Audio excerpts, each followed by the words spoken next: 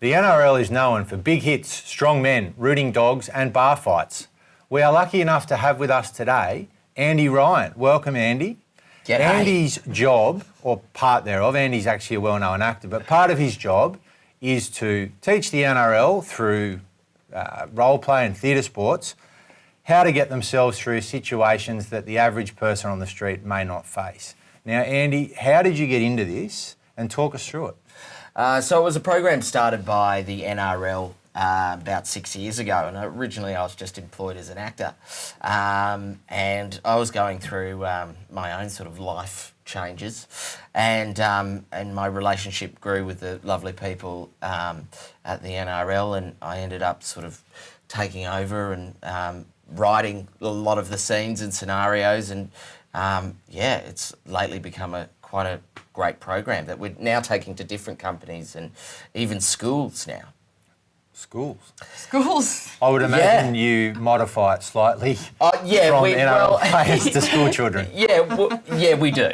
But it's a great talking point, especially I never got to have these conversations as a young adult around social media behaviour, respect for women, drugs and alcohol, and I never got to have that conversation with the people around me.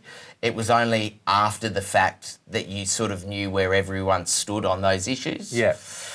So that's essentially what we do. We're not really teaching them how to behave through our own actions and scenes. We only get an hour and a half with the players. I think it'd be a bit of a fool's errand to think that we do. But what we do is open up an avenue of conversation that they might not get to have. Yeah. So the new kid that's come to the team gets to know what the old player thinks about certain issues, which is a conversation, like I said, is a conversation that they wouldn't normally get to have. It is funny though, because for the average person, you look at, I guess, an organisation, whether it's, accountants or whether it's lawyers or whatever, there's not any specific training about how to behave as a grown-up. You know what I mean? And essentially the situations that you're leading them through, if I'm correct, is more situations where they have decisions to make around, as you say, drugs and alcohol or things like that. Now, do you think that it's a society thing and the NRL is just jumping on top of it, or do you think that these things are specific to the NRL? I think column A, column B. This program started 6 years ago, so I think that they always knew that we needed to think outside the box in terms of our delivery of message, and these facts used to get delivered to the team in quite a boring fashion. I've been in when I was working in clubs, I've been in those that environment. They used to be sort of like a PowerPoint presentation. On like things on how to behave. Or like little surveys, multiple choice, that sort of stuff. Yeah. For me, I've always thought that I've found that sort of footballers as role models to be a sort of bit of a problematic thing. Because I think what people tend to forget is that so many footballers come from lower socioeconomic backgrounds. A lot of them come from broken homes. And then they're very, very young. They get shoved into the spotlight with a lot of attention, a lot of money. And I also don't think 21-year-olds necessarily should be role models. I mean, just from a development perspective, if I'm looking at a role model is someone who's had some life experience, who's able to navigate their way through life and make the right decisions and be able to pass that on. Now, these blokes chase a footy around for a living. And at the end of the day, a lot of them come through systems where they are designed to play football from an early age. They're not taught. So essentially what you're doing, I guess, is trying to give them basic life skills that they may have missed out on while they were going through that process. Is that fair? Basic life skills is maybe a bit harsh. I think it's just consideration that a lot of what they do outside of the football field is looked at. And especially in this day and age, could be recorded on someone's iPhone or whatnot. And, you take the profession out of it. I think a young male with a lot of money or disposable income is not a good role model any profession. Yeah. I mean, you look at actors at my age, or even singers like Justin Bieber. Like, I mean, how many times? And he's a part of a church. So I think young men with, you know, given that position, are always going to make mistakes. And unfortunately, from a branding point of view, those mistakes sell papers. And there's a lot of good things that young football players do as well, that don't necessarily sell papers either. That's what always breaks my heart when working in the clubs and knowing so many footballers is the stories that get picked up are the negative stories. And when the players that are doing so much good stuff, or the community work, it's these like 1% of things that you know that aren't good that get picked up.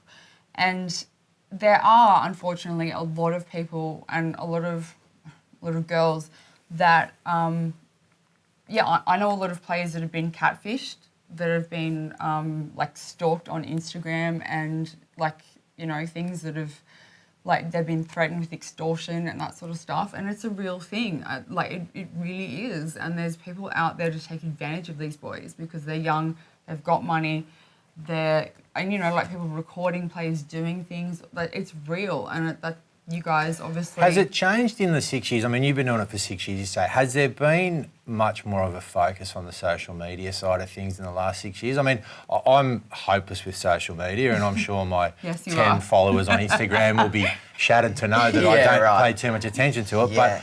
But, I mean, for me, has there been a big change in that in the last 6 years? I mean, is there more of a focus on it now? Yeah, I think so. I've noticed with some of the scenes that we do, there's certainly a lot more consideration around that. I think we always try to teach the players to act by their own moral compass, their family's moral compass, and the club's moral compass, and the code of the NRL. So that's important to always think that way, regardless of what situation you're in. Social media is a beast of its own, and it's a minefield. It is, and there's so many avenues for young players to get judged and criticised, and it can always become like a bit of a witch hunt at certain points. So I would hate to be a young celebrity these days. I would hate to be young these days, given the stuff I used to do at 21. I would hate if some of that was recorded. So it is a minefield. I am extremely glad that my dear departed friend, and William, I hope you're having a great time overseas. We miss you, Willie. We miss you, Will. But I can guarantee you I am very, very thankful that there wasn't camera phones and things around in the early 2000s and things like that when William was at his peak. Exactly right.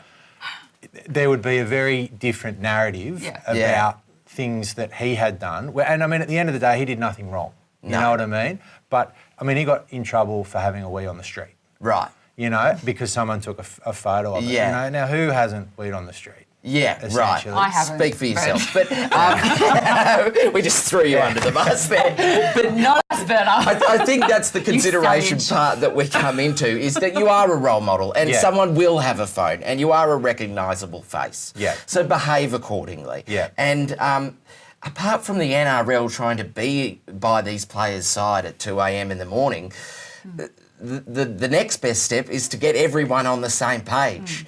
And another part that doesn't get spoken about as well, that I personally got a lot out of, was asking the players to think about things. What if a young female friend or a family member came to you and reported a sexual assault or a sexual harassment? What would your reaction be? There's a lot of silence in the room, and from that silence comes a lot of interest. And then the facilitator of the program would say, who would want to go beat that guy up if you knew who it was? A lot of hands go up. As a male, I think, I want to go smash that bloke. And then we start to talk about the things that, a lot of the reasons why females don't want to report a sexual assault or incident to a male close friend is because of that reaction. It's because they want to then go commit a physical violent act against that person and then maybe get themselves in trouble. Yeah. And I never knew that. And I'm always the person to go, who was it? And so those are quite pivotal conversations which take football out of it. I never got to have as a young male. Yeah. Also, what is your reaction to that female? And there's a lot of stunned people in the room, again, myself included. I wouldn't know what to say. And the facilitator of the program, coming from the NRL, says, I believe you, it's not your fault, and there's help available. Yeah. Yeah. What three powerful messages to pass on to young, influential males to react in such a nurturing way?